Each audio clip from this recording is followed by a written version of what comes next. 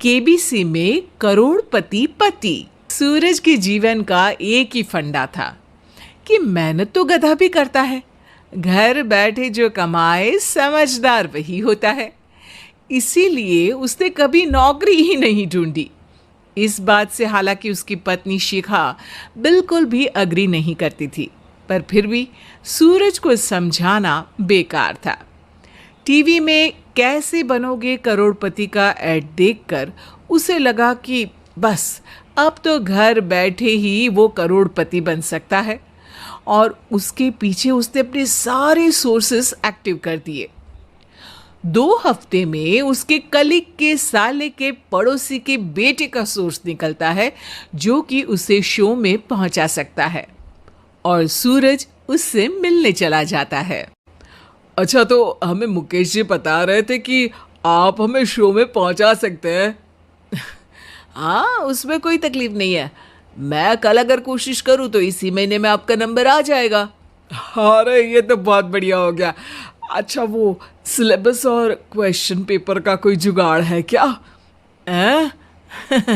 उसका तो कोई जुगाड़ नहीं है। तो वो वाकई में कुछ भी पूछ सकते हैं? हाँ, वो तो बच्चन जी पर है, जो पढ़ते हैं वो पूछ लेते हैं। पहली कोशिश फेल होने पर अब सूरज के सामने एक बहुत बड़ा सवाल था कि आखिर जवाब कहाँ से लाए। तब शिखा ने एक सजेशन दिया, क्यों ना सूरज अपने चचेरे भाई सुमित से मदद मांगे, जो कि यूपीएससी की तैयारी कर रहा था।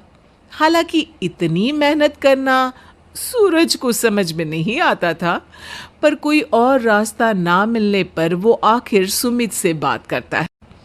अरे सुमित, हमारा कैसे बनोगे करोड़पति के लिए सिलेक्शन होने वाला है। तुम हमें थोड़े चिट बनाने में मदद करोगे क्या? अरे भैया, चिट बनाए तो सालों हो गए, उसमें हमारा एक्सपर्टीज नहीं है। बल्कि आप बोलो तो हम आपकी पढ़ने में ज़रूर मदद कर सकते हैं। हट, कैसी अनाप शराब बातें कर रहा है तू। सूरज ने सुमित को मना तो कर दिया था, पर तैयारी करने के सिवाय कोई चारा उसे दिख भी नहीं रहा था। खासकर जब 12 के पेपर लीक करने के एक्सपर्ट शुक्ला जो भी हाथ जोड़ लेते हैं। आखिर सूरज को सुमित के पास जाना ही पड़ा, और उसने सुमित और शिखा से वादा किया कि वो बहुत मेहनत करेगा।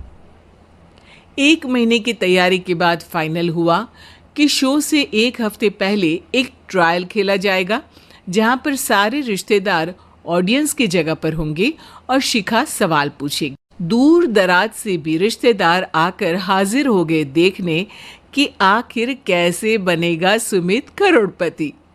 सब कुछ सेट था, और इतने में सूरज आकर अपना स्पीच देता है। ये 1 महीना मेरे लिए आसान नहीं था, पर अपने भाई सुमित और अपनी पत्नी शिखा की मदद से मैं इतनी दूर पहुंच पाया हूं। मेरे मम्मी पापा के आशीर्वाद ने भी बहुत साथ दिया है मेरा। मैं उम्मीद करता हूं कि आज के शो में आप लोगों को बहुत मजा आएगा। साक्षी पहला सवाल पूछती है, और पूरे कमरे में सन्नाटा छा जाता है। इंडिया में कितने स्टेट्स हैं? 3, सॉलिड, लिक्विड और गैस। अरे रुकिए, तो ऑप्शंस तो देने दीजिए। इतने में 5वीं कक्षा का चिंटू बोल उठता है, अरे क्या मामा, आप तो पहले सवाल पर ही आउट हो गए। अरे बेटा, पहला सवाल तो ट्रायल होता है ना। अरे तुम अब देखना। देखने जैसी बात तो थी ही। सूरज को इतना शांत किसी ने नहीं देखा था। कभी कभी तो लगता था मानो सूरज आंख खोलकर ही सो गया हो। मामा जल्दी करो प्लीज, कल सुबह पनवेल भी तो निकलना है। अरे हट, कंसंट्रेट करने दे मुझे। 3 सवाल में 3 लाइफलाइन खत्म हो चुकी थी, और अब चौथे सवाल पर भी सूरज का मौन नहीं टूटा।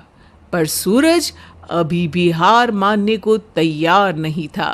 उधर हर कोई सूरज को छोड़ सुमित को देख रहे थे। आखिर सुमित ने ही तो पढ़ाया था सूरज को। गजब बेइज्जती है यार। अरे बेटा, तो बाप का, दादा का, भाई का, सबका नाम बुड़वाएगा। अरे 3-3 लाइफ लाइन ले ली तो भी तेरा कुछ नहीं होना है। अरे कोई इतनी बात करता है क्या शो पर? अरे बेटा, शो पर तेरे जैसे भी तो नहीं आते ना। सूरज की ये जंग आखिर 1 घंटे बाद 5वें सवाल पर खत्म हो गई, जब उसने इंडिया के नेशनल बर्ड का नाम कहा, कौवा। अरे बेटा, मजा तो बहुत आया, बस थोड़ा टाइम पर खत्म होता तो आनंद भी आ जाता। ताने बारिश के बूंदों की तरह बरस रहे थे और सूरज को भी समझ आ रहा था कि ये करोड़पति बनना शायद उसके बस के बाहर की बात है। पर वो आखिर ये बात मान कैसे लेता? वो सख्त लौंडा जो ठहरा, उसने सोचा कि बेइज्जती तो हो ही चुकी है, पर अगर मैं हार नहीं मानूं तो शायद कुछ हो सकता है। शिखा, तुम देखना, असली शो में आग लगा दूंगा, आग, करोड़पति बनूंगा मैं। हाँ, सब्जियां खत्म हो गई है घर पे, ले आओ। पहले पति बन जाओ, फिर करोड़पति बनना। अरे गजब बेइज्जती है यार। बेटा, अभी तो घर पर ही हुई है, 1 हफ्ते में तो तुम देश के सामने करवा कर आओगे। वैसे जब टीवी पर जाओ ना, तो बस अपने मम्मी का ही नाम लेना, ठीक है? कोई पूछे तो बोलना कि पापा नहीं है मेरे। अरे पढ़ाई की, पेपर निकलवाए, इतने सारे लोगों को खाना खिलवाया, क्या फर्क पड़ा? इसीलिए मैं कहता हूं कि मेहनत तो गधा भी करता है, घर बैठे जो कमाए वही सिकंदर। लेकिन मामा, गधे भी जानते हैं कि हमारा राष्ट्रीय पक्षी मोर है।